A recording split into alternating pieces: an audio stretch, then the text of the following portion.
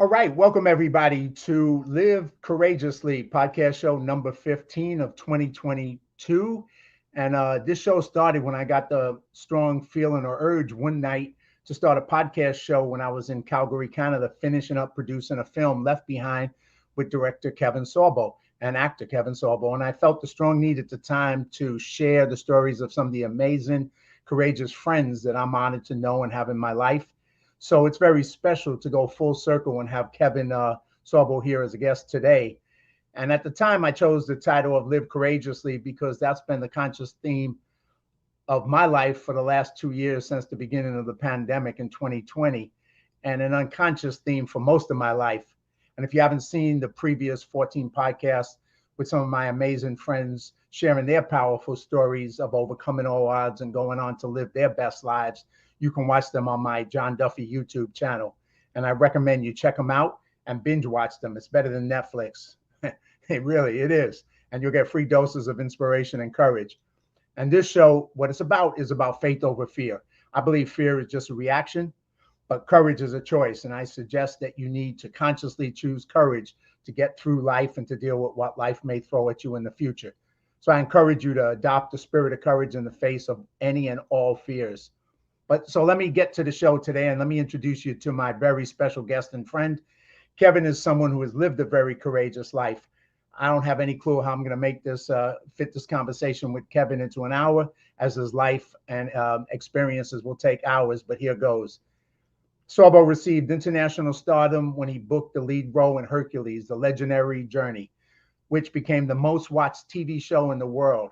Following that success, Sorbo had the lead role as Captain Dylan Hunt in Gene Roddenberry's Andromeda. And so Sorbo has also gone on to star alongside Dennis Quaid and Helen Hunt in Soul Surfer and in the faith-based movie God's Not Dead. The $2 million God's Not Dead budgeted movie became the most successful independent faith-based movie ever, earning over $140 million. Let There Be Light was a movie that Kevin directed, acted, produced, and this family movie ranked number 4 out of the top 10 family movies of 2018. Fortunately, I was supposed to line produce it, but it didn't work out. The next one was Miracle in East Texas, a comedy based on a true story set in the 1930s, was another movie that Kevin directed and acted in, and it is released as scheduled sometime in late 2022, kind of held up by the pandemic. It also stars John Ratzenberger, Lou Gossett Jr., and Sam Sorbo. And I had the opportunity and the pleasure to line produce this film in Calgary and work with Kevin for the first time.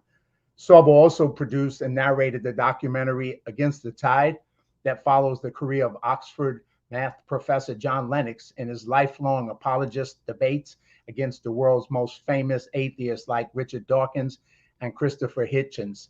It was shot on location in Oxford and Israel.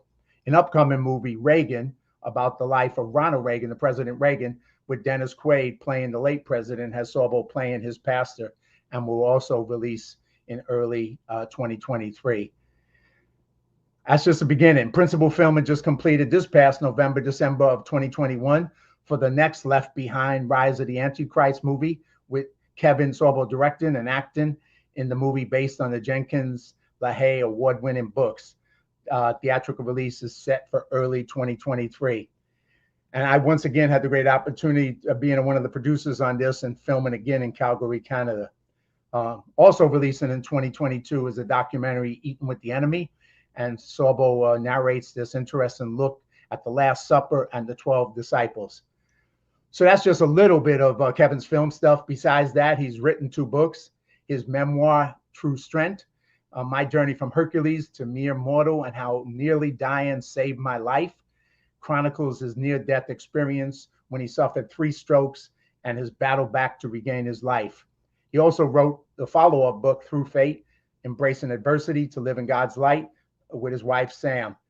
Kevin was also the recipient of the Lee Greenwood Patriot Award in 2021. And I could go on and on and on, but no, I'm going to welcome Kevin to the show. And hey, brother, thank you for joining me today and being part of it.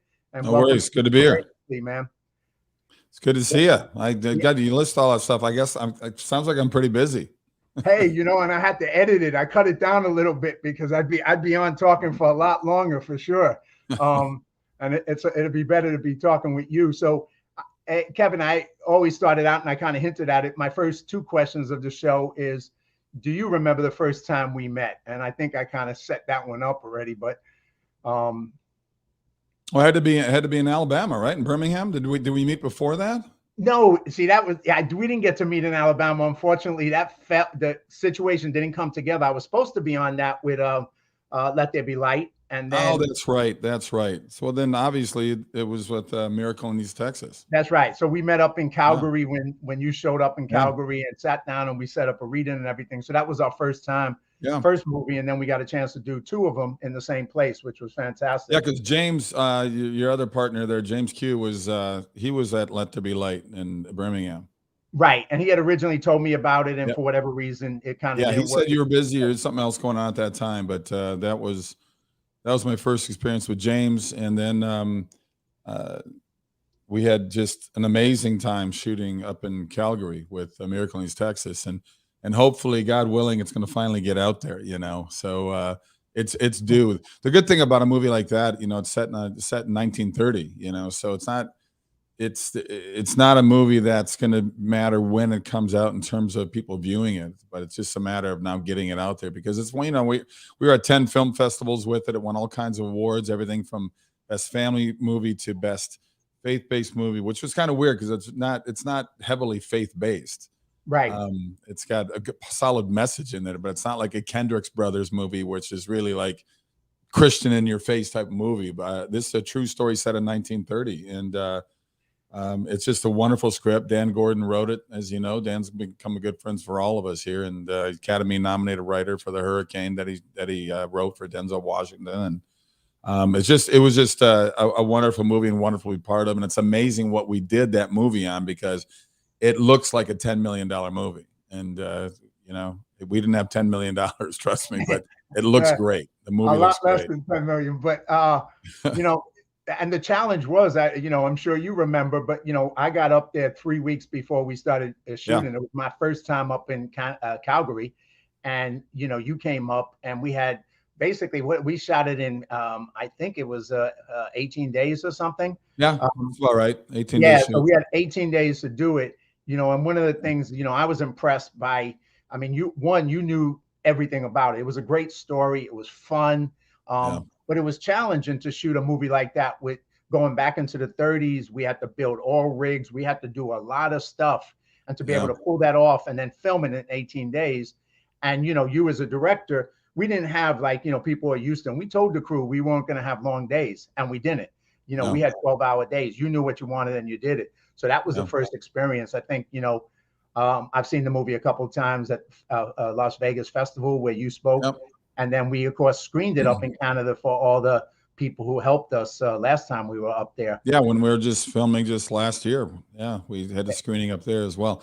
It's interesting. I got people say, how can you shoot a movie that quick? Well, it's not easy, certainly. That's right. We were fortunate to find the cars that we're able to find that were 1930 or earlier, still working, these vehicles. Canada, where we were in Calgary, has one of two working trains still on tracks. There's only two in all of North America that were pre-1930. So to be able to use that train is also a great production value for the movie. But very fortunate to work with the people we worked with because everybody busted their tail. I'll tell you, to put the things together as quickly as it did. They didn't think we could get this put together in 3 weeks, and we did. And then when we shot it over those 18 days as well, I tell people all the time, I go, look, unless you're doing a James Cameron movie where he's got $300-400 million to play with, and he's got 7,000 FX shots.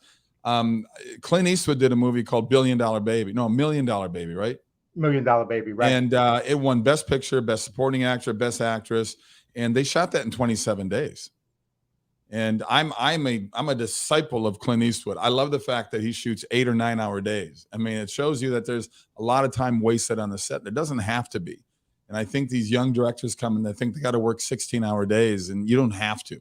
you can get through the day if you've got a good first AD cracking the whip and a director saying, hey, where are we as well? I always acted like an assistant first AD on the set of Hercules and Andromeda, where I always get on set and go, what are we waiting for? Let's shoot something. You know, I mean, there's just, you can move things along and get things done, but you just have to just get it done. You said that many times on Miracle in East Texas. I remember. And, but the thing was the crew loved it because, we weren't wasting time and making people go long hours. And, I think on average, we shot 11-hour days. We weren't shooting even the full 12 hours. I think overall, 2 days maybe went over a little bit when they had really heavy days. Well, we had some weather one day at nighttime when it rained and everything that was a little bit challenging for all of us. Yeah, the rain, that one, oh man. That was just frustrating because we're setting that shot up and you just hear the thunder and you look it up and you go, oh, it's not looking good. And sure enough, it hit. But we got pretty lucky. I remember there's one scene. There's a scene in there where we actually planted a cottonwood tree that was on this ranch. And we'd shot it all and we did everything with it. The tree was still there on this 3,000-acre working ranch we shot on. And also remember that windstorm that came up? They warned us about these windstorms. And it was like 80-mile-an-hour gusts. I mean, we had tents flying. Luckily, nobody got hurt because we had these tents with these poles. We had things lock things down, and still it wasn't enough. No, and it ripped off every leaf off that tree, that young tree. I mean, it was about a 15, 20-foot tree. That's and right. Somebody said that's a wrap on the cottonwood tree because it was not going to be able to be used anymore after that. But it was. I'm very proud of the film. I'm proud of what we put together. It's pretty cool. I can't wait till it gets out because I think it's got to get out. It's so much fun, and yet being such a true story, and every piece of it. I think the acting and everything. It was just one of the best. And here's the funny thing because we had 3 weeks prep on it.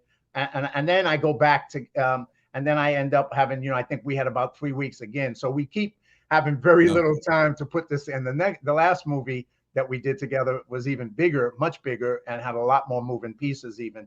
Yeah. But, once again, we pulled it off in the same kind of dynamic because of your style of directing. And I think you're right. Clint Eastwood is a perfect person to role model as to how to direct. I mean, you know what? I was just talking to a friend of mine who's worked with Clint and worked with his son before, and he said, Clint at 92 years old has one more. He wants to do one more film for sure. So they're looking for one more film for him to do, and because he had a script that got down to the last two that Clint was debating on. He ended up not doing either of them, so they're still looking for a script to finish off, doing one more movie at 92 years of age. But I've known Clint a long time. I'm not good buddies with him. I've golfed with him, right? And I've met him a number of times at different social events. I'm still on the mailing list for whenever they have a premiere of any of his movies. So I probably have been about 5 of their premieres.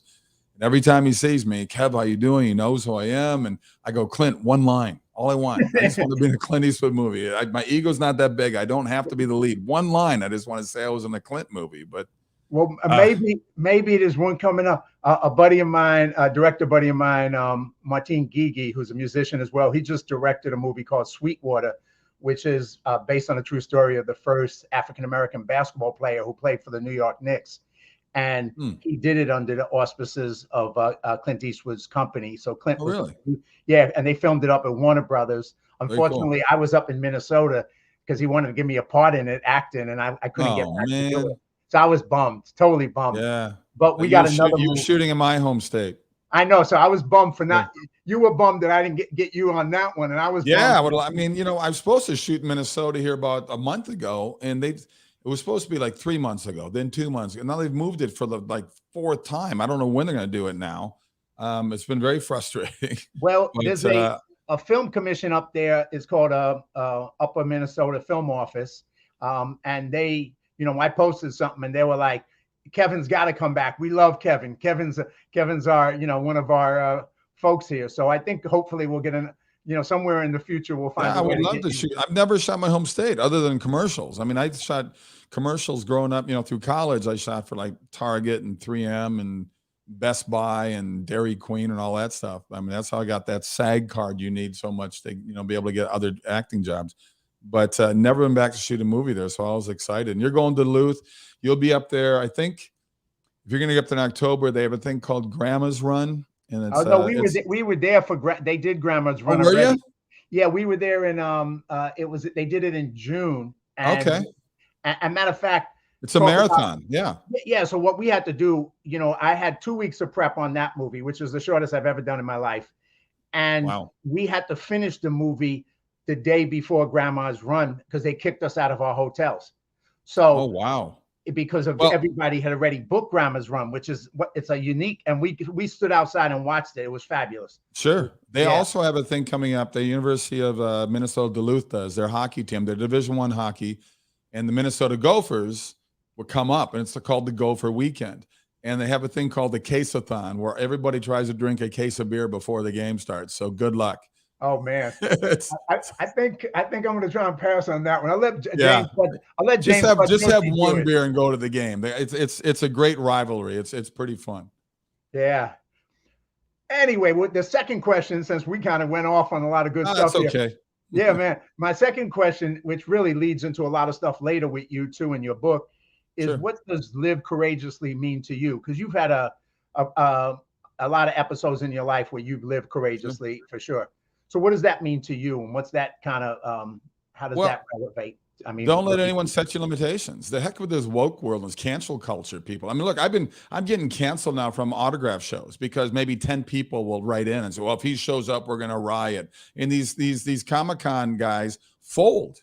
So all of a sudden, these punks out there are able to control, me getting Comic Cons are like a side job for me, and I enjoy doing it because I like to meet my fans. I've been to sure, plenty of Comic Cons through the years. I've probably been, my gosh, I've been going to them for 20 years, and there are people that don't want to come up and get an autograph for whatever reasons. That's fine. I don't care. But I have a number of fans that come up and want to meet with me. So when these punks, these people that, let me I'm going to sidetrack again here. It's so easy to go down the road to who these people are. I guarantee you these people are probably being paid by George Soros, living off your tax dollars or mine. They're 35 years old, living in the basement of their mom's house.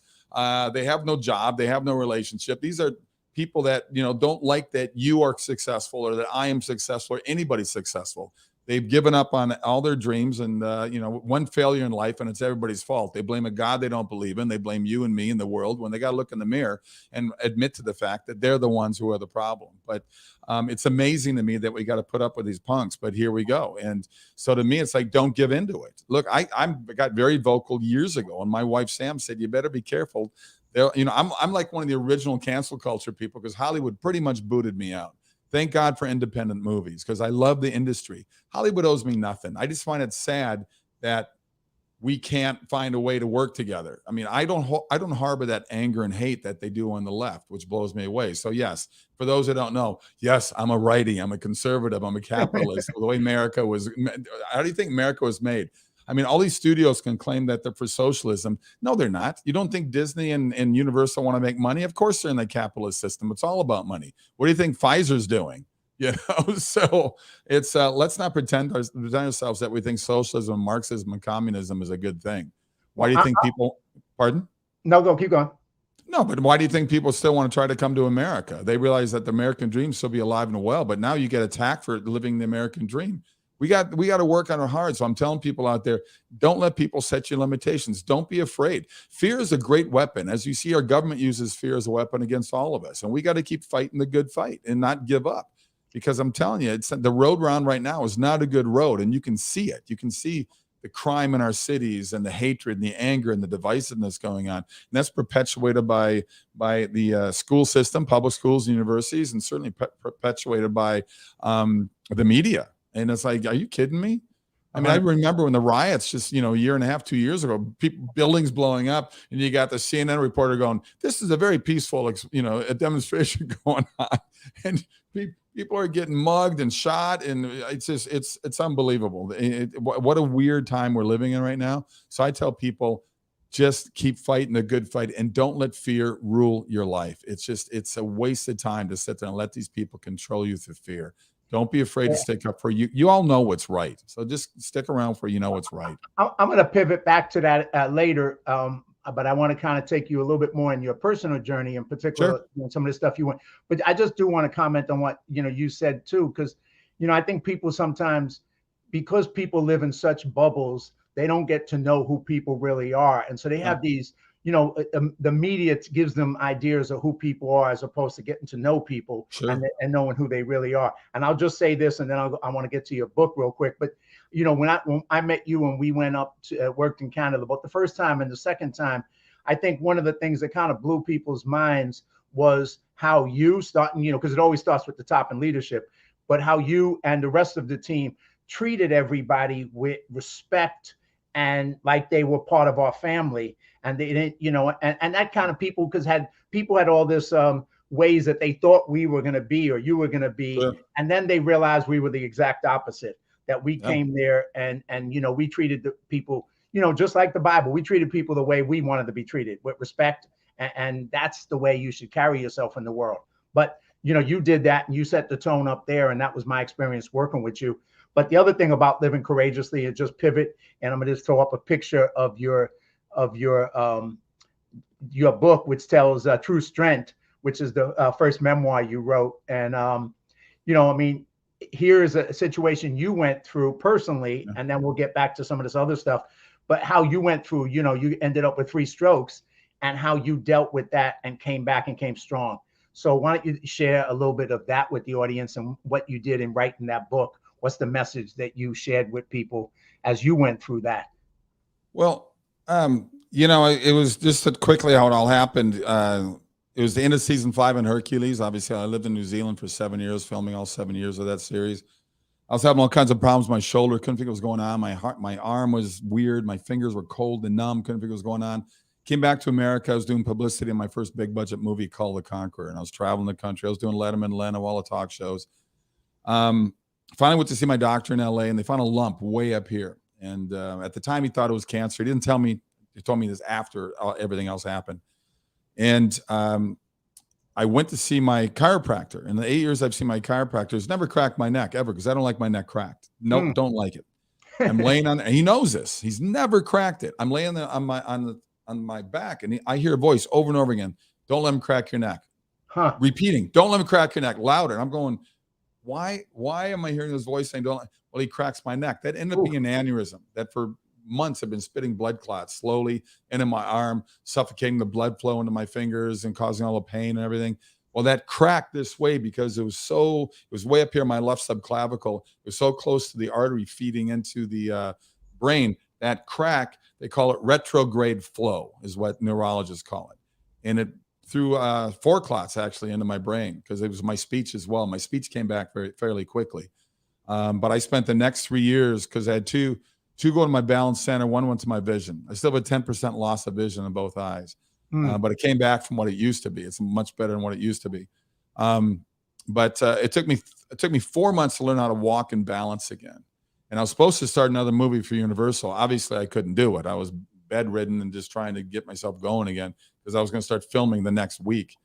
And then it took me 3 years to fully recover. When I went back to do season 6 on Hercules, I went from a 14-hour workday down to 1 hour a day until, like every 4 months, we'd add a couple more hours. It slowly built it back up. And I appreciated that. I mean, Universal did it because at that time we were the most watched TV show in the world in 176 countries. I appreciated it because it gave me hope. It gave me this light at the end of a very long and dark tunnel on that part of my life. And it took me 3 years to kind of feel normal again. I still have limitations that I'm aware of. When I get overly tired, like I told you, the vision thing can be weird sometimes, but overall it's still pretty good. I didn't want to write the book. My wife, Sam, bugged me to write the book because it's the male ego, right? We don't want to show the world how weak we are, especially a guy playing Hercules on TV. So I didn't write the book until years after the strokes. It was like 13 years after the strokes. Wow. And it was tough to write. I took my time to write it. The hardest thing for me was doing the audiobook because I did it over 2 days and to kind of go through it and that when I was only writing a chapter a month and taking my time with it.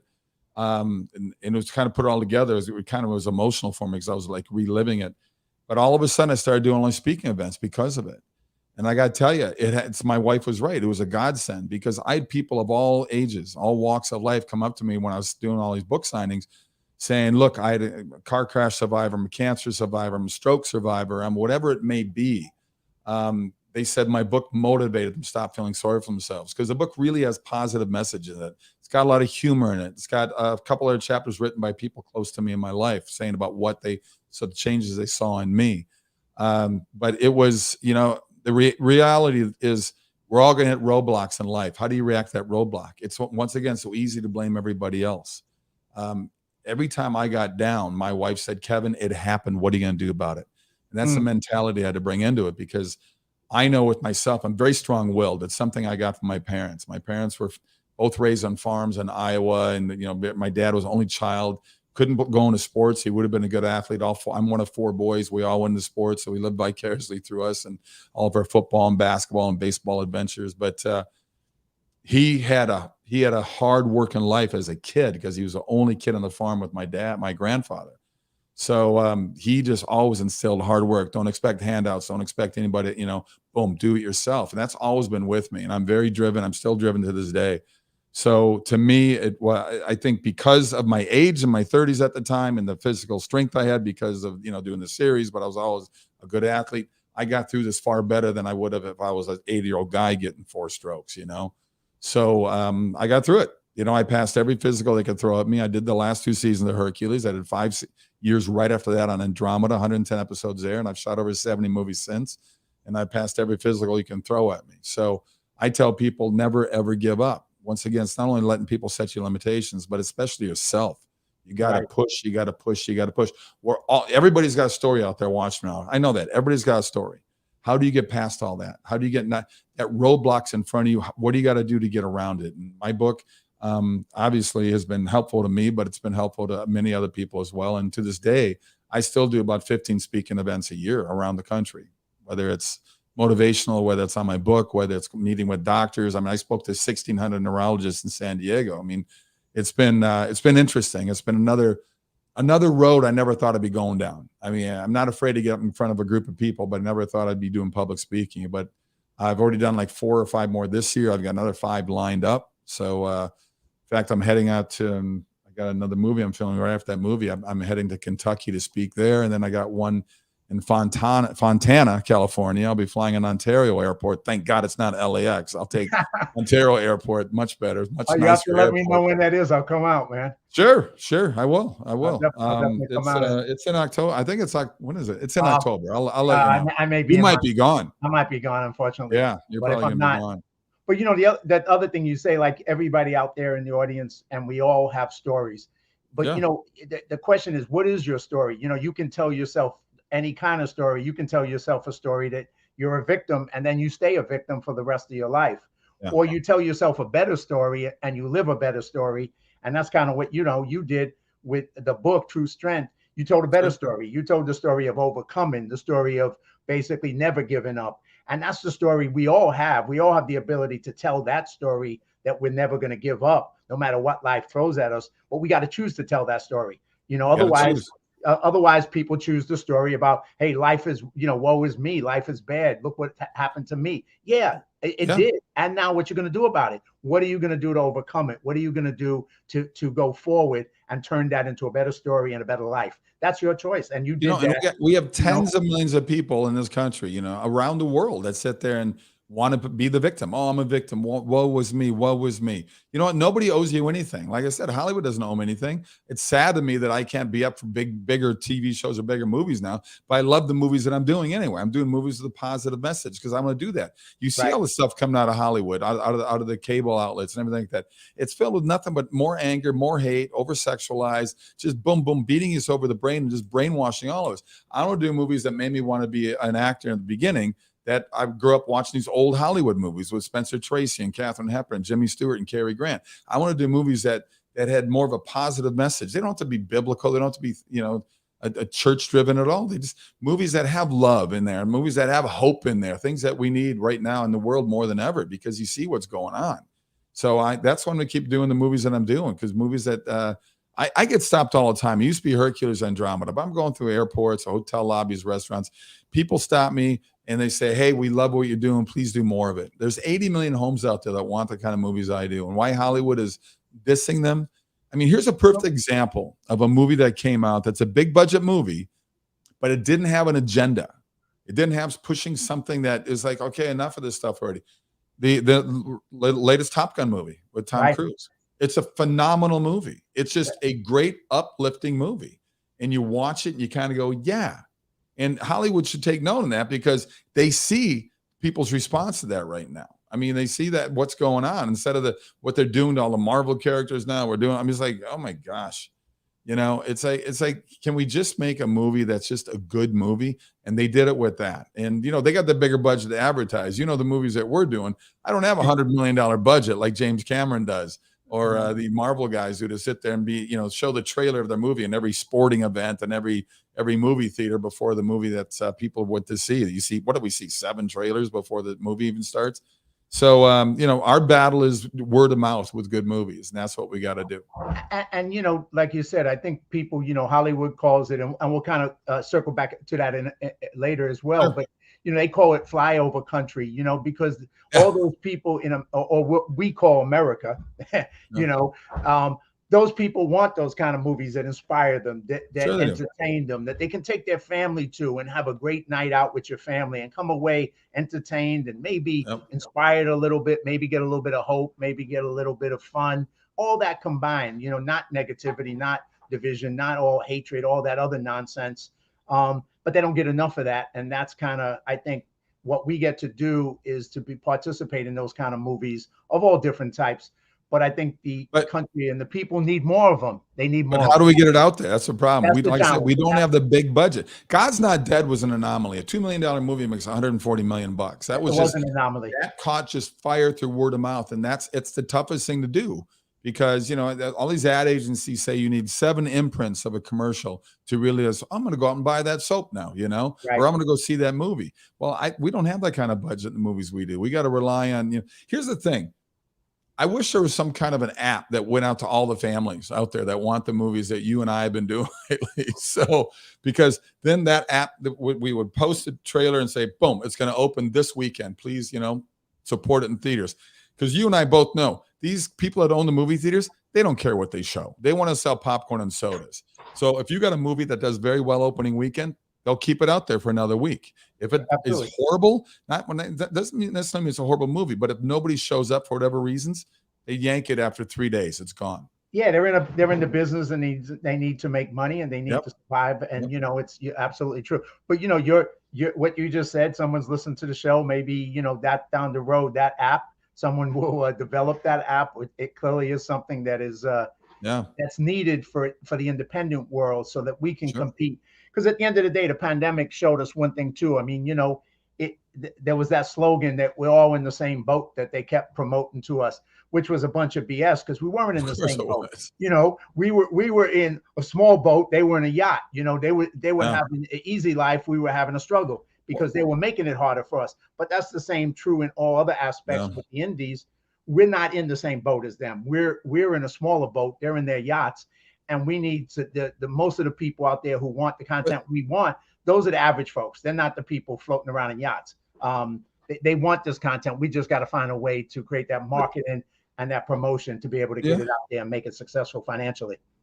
Sure. Well, John, I mean, as you know, there's not as many movies being made right now overall. If you go back, you got to go back 20 years when Hollywood was making 700-800 movies a year, all the major studios. They're not even making half of that anymore right now. So that's been a blessing, I think, to the independent world because it's cheaper now without being a negative about it, like anything with technology, camera equipment, lighting, all that kind of stuff, because it keeps progressing.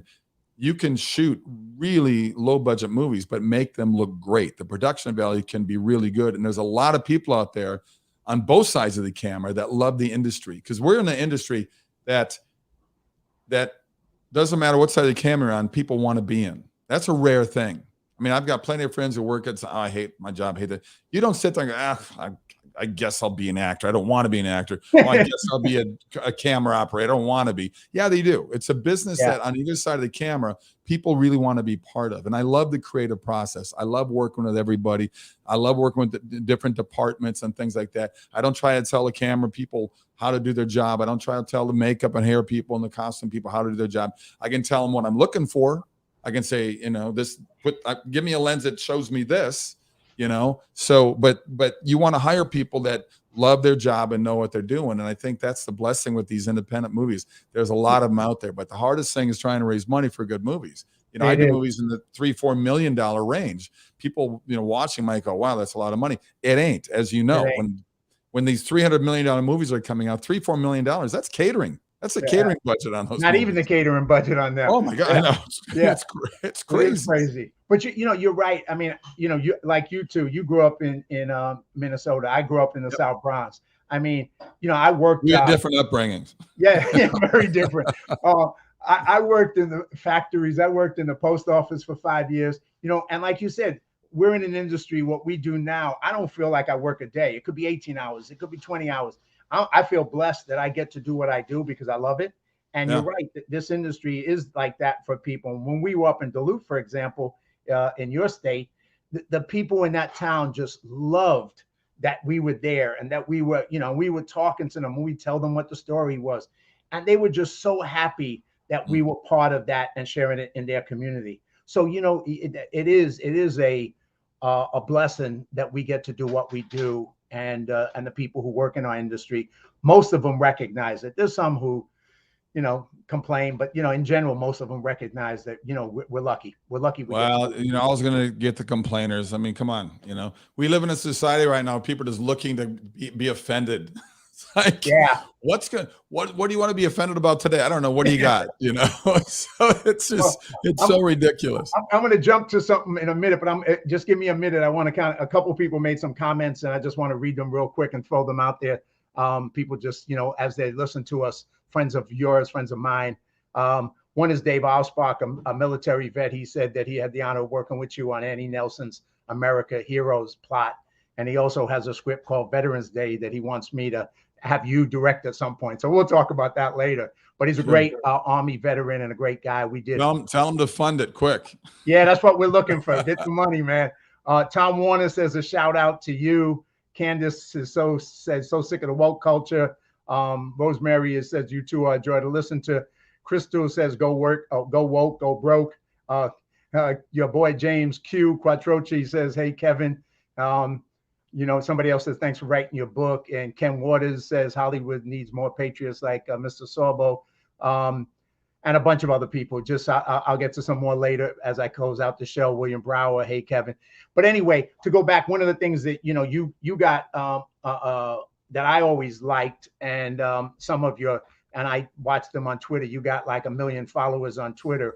Closing in on 1.2 million, closing in on 1.2. Well, Facebook took me down a year and a half ago. I was posting the truth. Zuckerberg is a bit of a wuss, but he doesn't like the truth. He hates the truth. I would love to meet with him and have a debate with him. I really would. I'd like to sit down with him because I saw him recently in the Joe Rogan podcast, and I thought it was kind of interesting how he hemmed and hawed his way through that because Joe wasn't going to let him off the hook. He's pretty fair in his interviews, and it's pretty interesting what these guys are doing. But they took me down for speaking the truth. One of my Twitters was, hey, I need some more conspiracy theories because mine keeps coming true. And it was true because everything I said was true. I've got a couple friends who are pharmacists. They told me this is right in the heart of right in the middle of 2020 when the COVID thing, when they're saying fear, stay at home, don't do anything.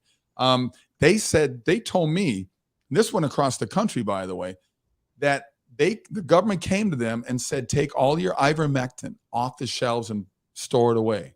This is 6 months before COVID came out.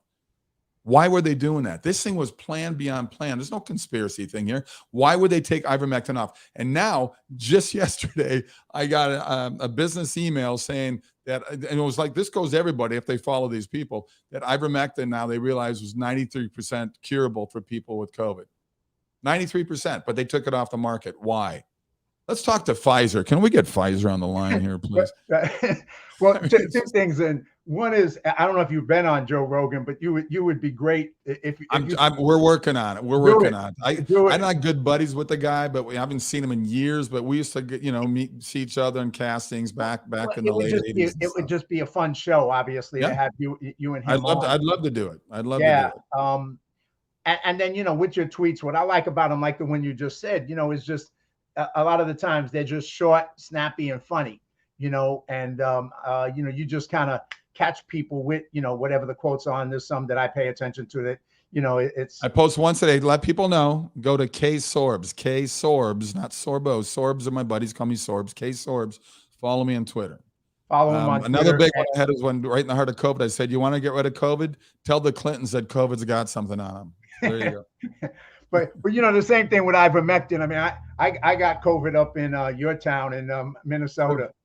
After 2 years, I've been everywhere out there doing everything. And then, I knew eventually it would happen. Yeah. It wasn't all that bad. I was prepared. I took ivermectin. It hits everybody differently. I don't poo-poo it. I know it's really bad. It's certainly bad for elderly people. But even Johns Hopkins University about 6 months ago came out with it. Now, this is a liberal university, guys. This isn't me. I'm going off what they posted.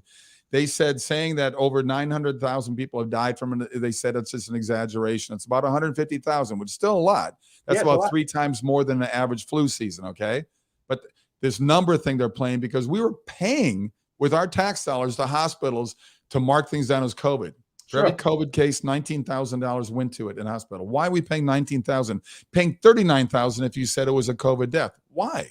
What do we? I mean, this makes no sense to me whatsoever. But that's what they were doing that. Yeah, and like you said, when you got banned on Facebook, and you love to have that conversation with Mark Zuckerberg, a lot of people have gotten banned on all those social medias. Sure. And then when they got back on, what they were saying was true that they got banned for. Yeah, so, exactly. What I got taken down for is exactly for speaking the truth. Yeah, Alex Berenson. I could say it today on Facebook. They would let me say it today. Yeah, Alex Berenson, who's a writer who got banned from Twitter, got back on and talked about all the stuff about COVID and all the plan behind it. I mean, whatever you believe, the thing is, why are you afraid to have a conversation with people who have different points of view? Why can't we? Exactly. Why can't we have a debate between doctors who think one thing and doctors who think another thing? We used to, when we went to a doctor, we'd all go get a second opinion. I want a second opinion. Right? Exactly. I like 3 opinions, sometimes 4. I don't even like the second opinion. I want to make sure that there's, it seems to make sense to me.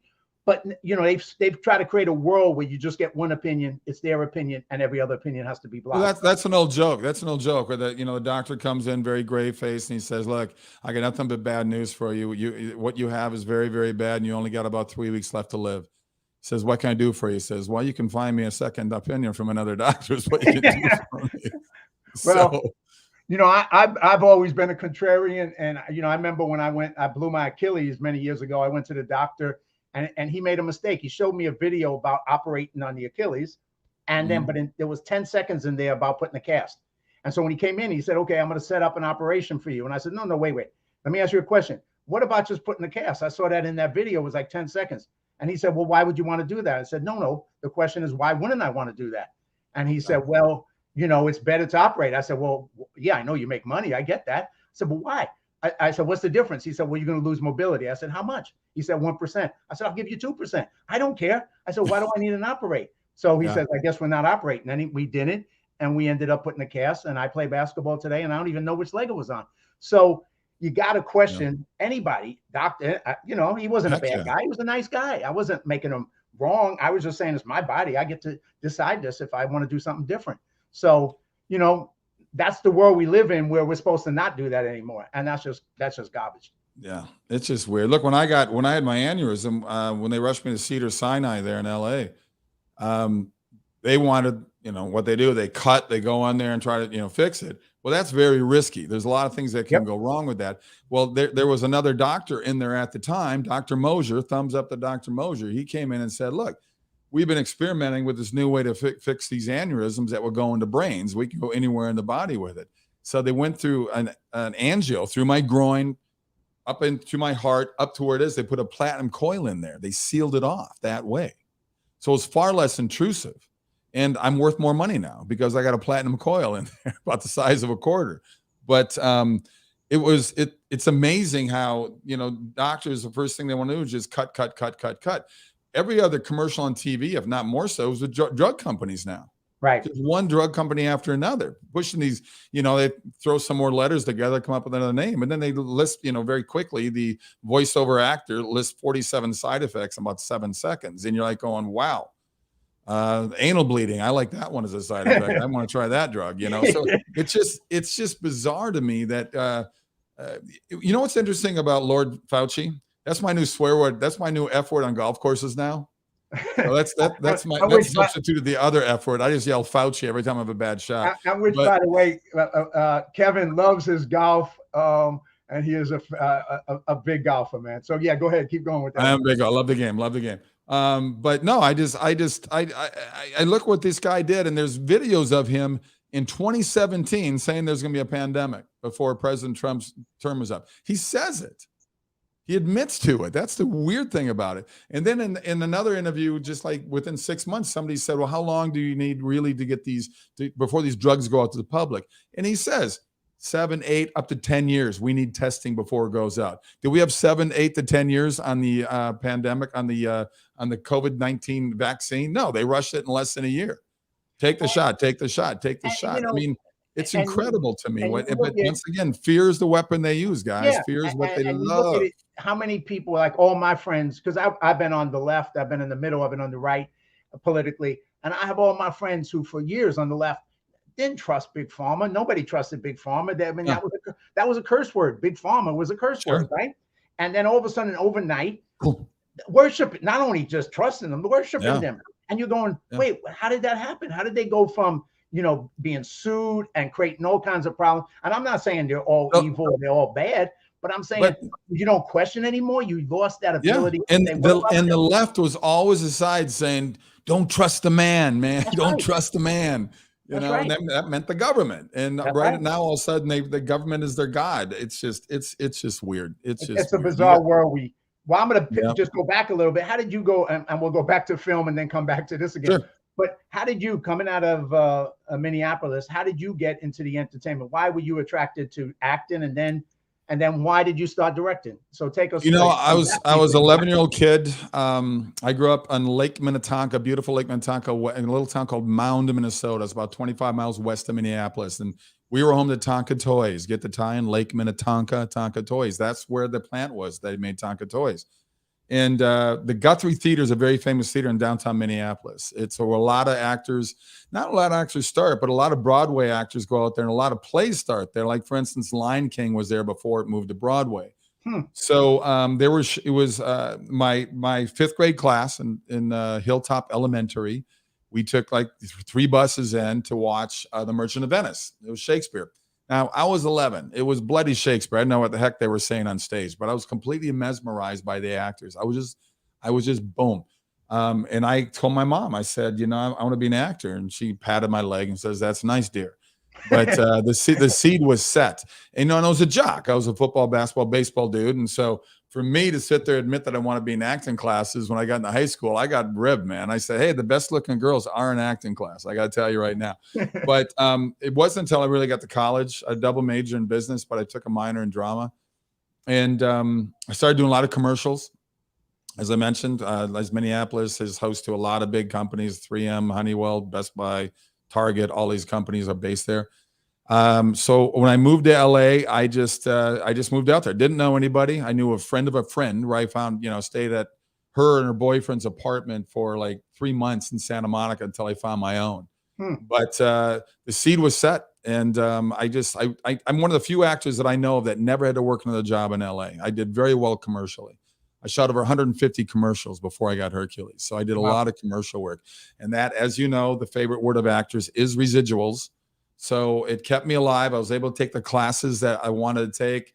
Probably my best class I took was with Roy London, who's since passed away. But in my classes, along with me was Brad Pitt, was Matthew Perry, was Charlotte Ross. I mean, a lot of actors before their careers took off. And it was a really wonderful class to be part of.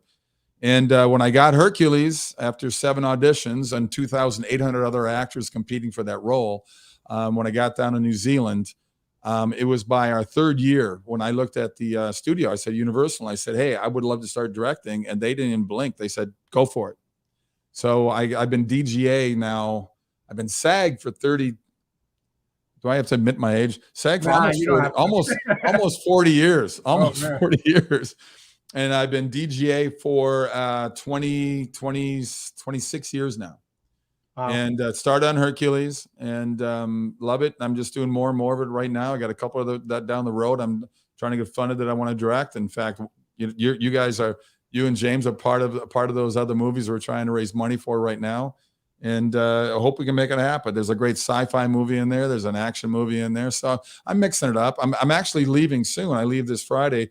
I'm shooting a zombie movie up in Montana. Then I go down to Mississippi to shoot a vampire movie. I'm playing a vampire. I always wanted to be in an interview with a vampire. So I'm finally doing a vampire movie. And it's in that vein. It's pretty cool. It's pretty cool. It's about a director that wants to do a horror movie. And I have these crazy old houses that he gets, and he just starts to realize as the movie goes on, I really am a vampire. So it's kind of cool. Well, like you said, James Quattrochi, who was my partner producing, and we did 2 movies together, and working with Kevin on some future ones.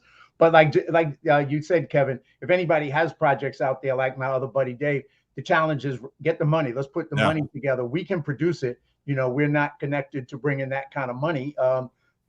As you probably know, growing up in the South Bronx, I didn't hang out with too many rich people. I don't know where they were. I kept looking around, but there wasn't none there.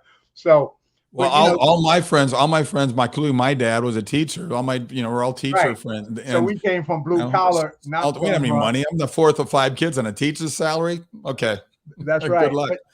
But that's the 2 challenges of making a movie. I always say is obviously raising the financing. So if anybody wants to help us with that for some of the projects we have or have projects, that's the first challenge. We know how to make a movie, and we know how to make great movies, and we can shoot it anywhere. We know we got crews, and we know where to shoot anywhere in America. We can put a crew together.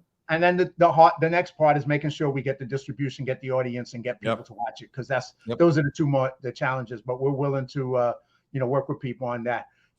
Like you said, you started acting, then you were in the DJ for all those amount of years, started doing some of that.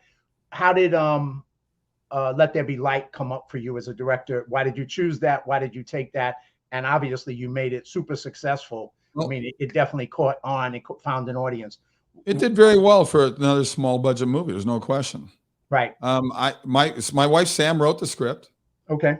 Dan Gordon has always been a friend of Sam Lang's. Dan Gordon, for those who don't know who he is, Dan Gordon is Academy Award nominated writer. He was up for original screenplay. He wrote The Hurricane for Denzel Washington. He wrote Wyatt Earp, Kevin Costner. He wrote 60 episodes of Highway to Heaven, Michael Landon series. Great writer. And he looked at the script, and Sam, he said, okay, if I make some changes on this, my name goes above yours on the script rewrite. And she said, well, heck yeah. And I'm sitting in my office, this when I was still living in LA, and I get a phone call, and it was Sean Hannity.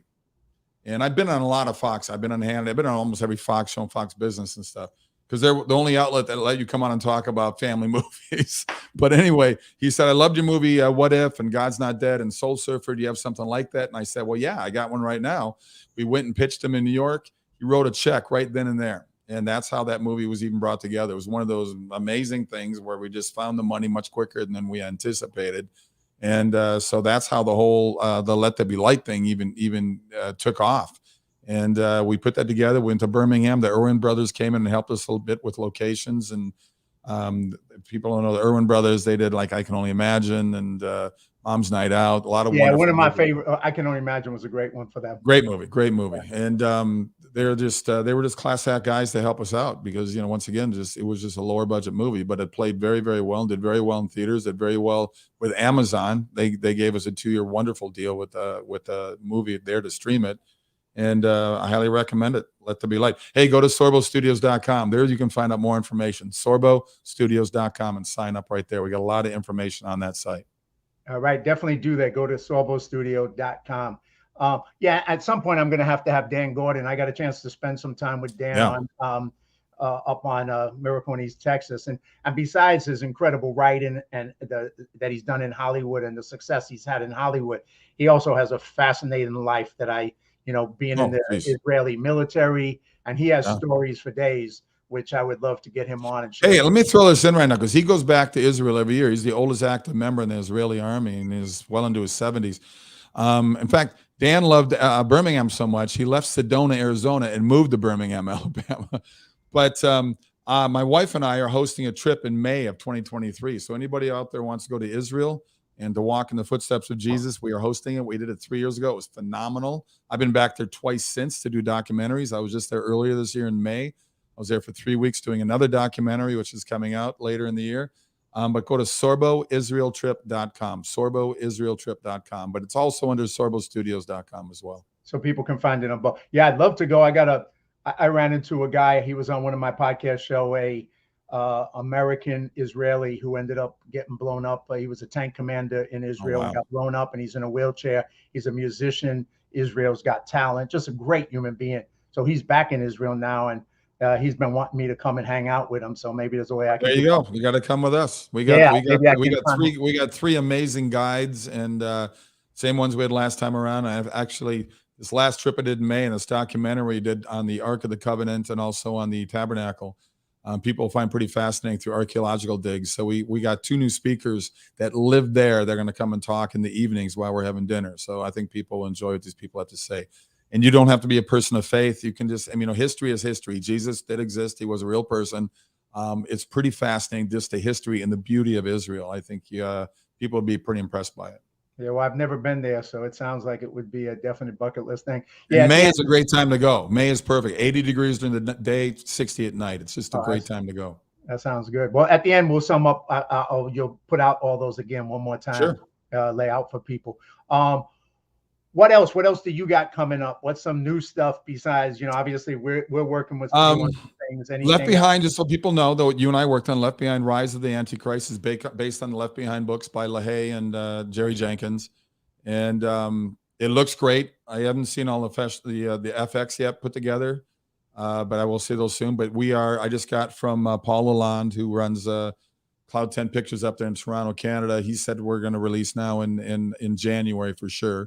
I've got the Reagan movie coming out with Dennis Quaid. That's going to be around January as well. You mentioned you filmed with him out in Oklahoma, right?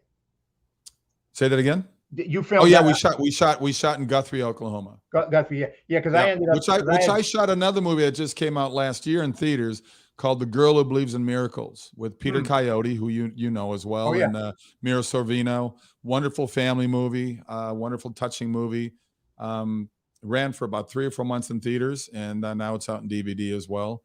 But I also have, you mentioned Eating with the Enemy, which will be out probably not till spring now. I'm guessing spring. They're still doing some additional footage on it right now. I will be narrating early December on it. I did another one for them a couple years ago called, I love the title with that one, Eating with the Enemy. What a great title for the disciples in the Last Supper. And then the other one I did with them, same company, Brent Miller's company, Ingenuity Films. And that one is called, it was the #1 documentary on Amazon for 5 months, a year and a half ago. And that one is called Before the Wrath. It deals with the second coming. It's just really, it's pretty interesting, pretty factual. And then I've got, like I said, I just mentioned 2 other movies coming up. I just finished a movie called The Waving Man, very, very touching family movie. I shot it with my oldest boy, Braden, who's got the lead in it. He's still got 1 more week on it. I just came back from Orlando filming there. And I've got a race car movie called Speed Shift to shoot in Minnesota. I don't know when that's going to happen, but it's supposed to happen soon. Yeah, I've got a lot of things kind of brewing right now, which is really good. There's a couple animation projects I've been contacted about for doing a voiceover on them. So it's all good. Oh, then I'm doing a Christmas special that we hope to go out there forever, years and years to come, that I'm going to be the narrator of that one as well.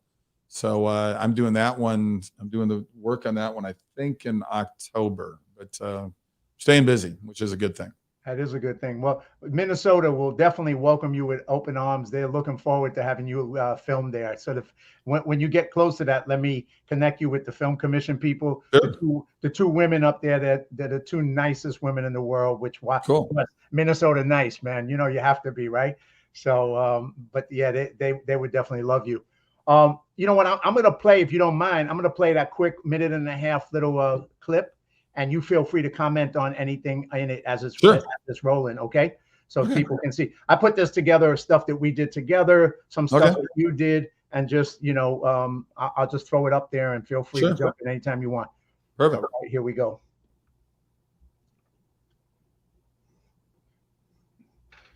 Of course.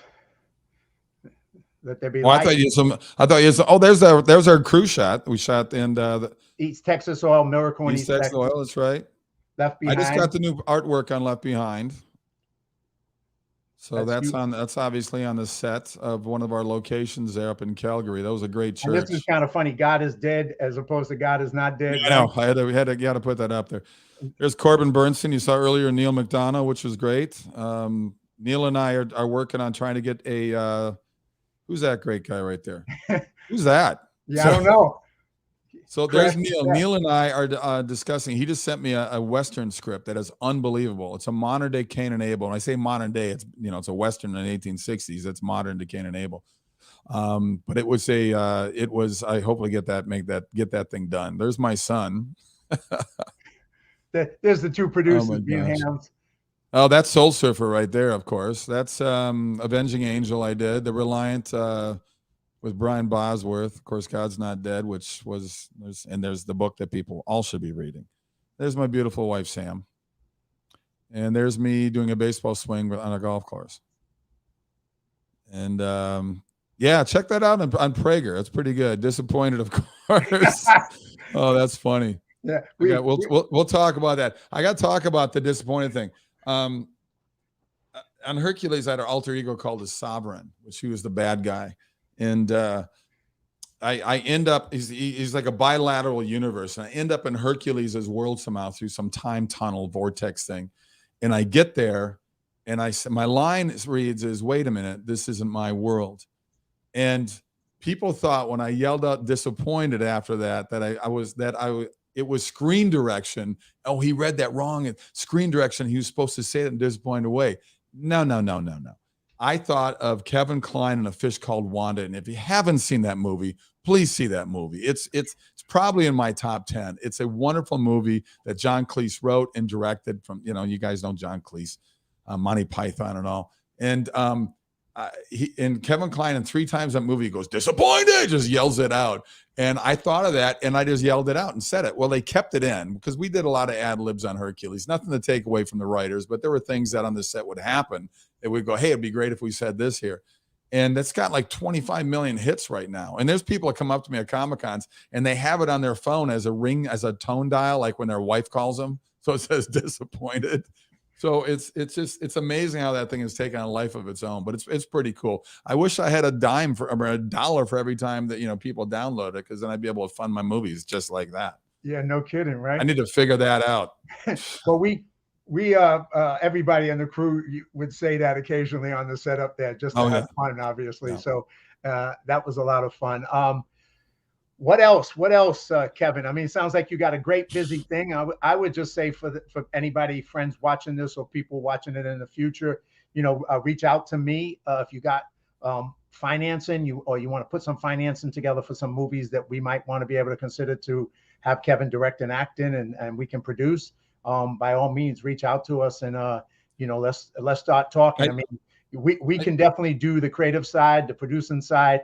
We need help with the financing side. So if you can put that together, guys, anybody out there, feel free to do that. I do want to throw in real quick. My wife and I did a follow-up book to True Strength, and it's called True Faith. And that one just came out in the last year. I mentioned it. Yes, go ahead. Yeah, please check out True Faith too. It's about just embracing adversity in life. So it's got a lot of good anecdotes in there and stories, and I think it'll help motivate people to keep moving forward in life through all the negativity out there. And I'm also starting another book right now called Close Encounters of the Celebrity Kind. I may change the title, but it's just short 2-page chapters on all the people I've met as a pseudo celebrity in the world, of all these, from Wayne Gretzky to Charlton Heston to all these different people. And a lot of them are just funny. Joe Pesci. There's just a lot of just little fun little stories about people I've met through my walk in life in this crazy world. Well, you obviously, once again, and then I'm going to just go back. But we both, you did it, I think, on Prager. I did it on Epic Times. You've been on Epic Times as well, too. Yeah. I think I did a show talking about cancel culture that's up on Epic Times, and you've done one as well. And we kind of both see that world where, basically weak people are trying to cancel people who have different opinions of them, and that's what it is. It's just silly. It's just silly. Weak people. We are literally gotten rid of freedom of speech. I don't think we've ever had true freedom of speech anyway, but the last 3-4 years, I just see the acceleration of this ridiculousness. And it's just I'm just It's sick of it. sad. It's sad. It's sad and it's stupid and it's immature and it's childish. Yeah. It's like there's like all these people are a bunch of like little seventh graders. Like, you know, it's just this weird little thing about getting angry about the stupidest thing. We live in a world like, what are you angry about? Well, what do you got? You know, Yeah, right. it's that old Marlon Brando movie about, you know, it just was, what are you so angry at? He says, well, what do you got, man? He was a biker and this, I can't remember the title of the movie.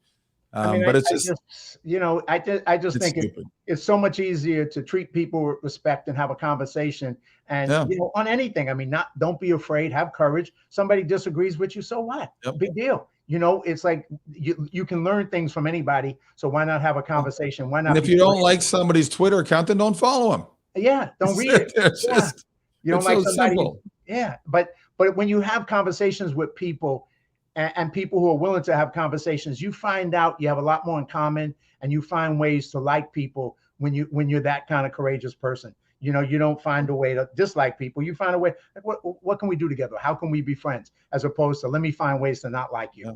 I mean, you know, it takes for maturity, it takes for adulthood to be able to do that. But I think that message is some of what we want in the world, both with our movies and with our messages.